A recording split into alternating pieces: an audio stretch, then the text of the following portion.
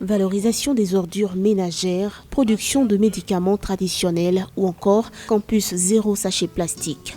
Voilà quelques-uns des projets vaillamment défendus par les 12 lauréats des Olympiades universitaires du CAMES, des projets qui ont convaincu le jury très compétent.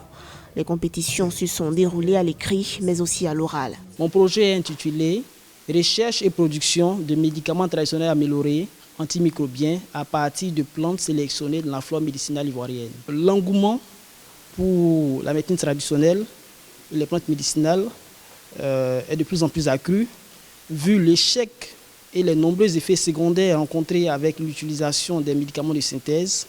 Et donc, dans ces prochaines années, la médecine traditionnelle va occuper une large place de l'ordre de 60 à 70% du marché pharmaceutique. De son côté, Mamadou Yeo plaide pour une relance du projet Sojabad implémenté en Côte d'Ivoire et interrompu par la guerre civile de 2002. Ce projet a permis au nord-ouest ivoirien, selon lui, de moderniser son agriculture et d'impacter positivement plusieurs secteurs. Une réussite qui n'a duré que 14 ans, de 1988 à 2002. Il s'agissait d'une opération de culture moderne, de soja, de riz et de maïs.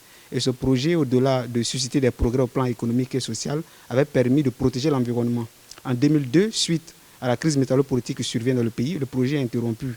Et depuis lors, le projet n'a plus été relancé. Et puis, nous constatons que les paysans qui avaient été formés aux pratiques modernes et de préservation de l'environnement retournent aux anciennes pratiques agricoles qui détériorent l'environnement. Le projet Campus Zéro Sachet Plastique se veut également très ambitieux dans un pays où les jeunes doivent être des acteurs du changement transformationnel.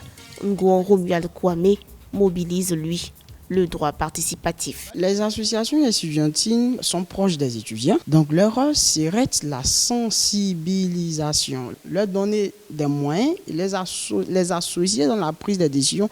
L'appel que je lance à nos dirigeants africains, c'est de mettre un accent sur les laboratoires, la recherche, parce que c'est très difficile dans nos pays à cause du manque d'équipement. Ces 12 lauréats défendent une Afrique ambitieuse, tirée par des jeunes qui veulent relever les défis du futur.